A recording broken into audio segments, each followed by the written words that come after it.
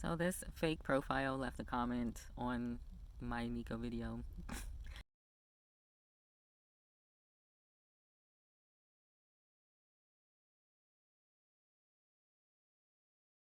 The Bible has incest in it? Well, the world has incest in it. The world has a lot of things in it.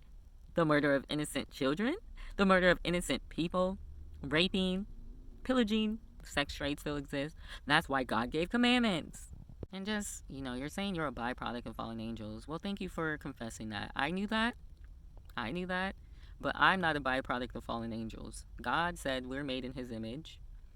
What happens is man does take on the image of fallen angels, but when you are made right with God, that image of the fallen angels is removed and you become into the image of God again. Whoever you serve, that's going to be the image that you're made into.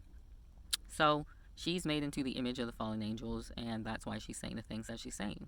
Most of these people are speaking are fake. They're not even like humans, they're demons. That's how deep it is. And they are there to deceive other people into these false beliefs, which is why she's saying things that aren't even in order. They're not even in order. Like, one minute she's talking about one thing and the next minute she's talking about something else. Now, the original picture this girl had, she was Asian and her husband was black and they had a baby. And then she changed her picture because I had zeroed in on the picture. And when somebody's a witch or something, they have monitoring spirits. They can tell what's going on. They send those kinds of things to you through remote viewing and that kind of stuff. Sounds crazy, but that's what they do. So she writes this whole thing. It writes this whole thing about, I don't even know. Fallen angels, like men come from fallen angels, and she called me an agent of the Matrix. I'm like, the whole key word of fallen angels is that they fell from something. First off, who created the Matrix? Definitely fallen beings. It definitely was not God. And in fact, God says in the Bible that he opens the Matrix. So she went off on that, and then she was using Bible verses while simultaneously talking about, the Bible's fake. I'm like, why are you using Bible verses if, it's the white man's religion, as she put it?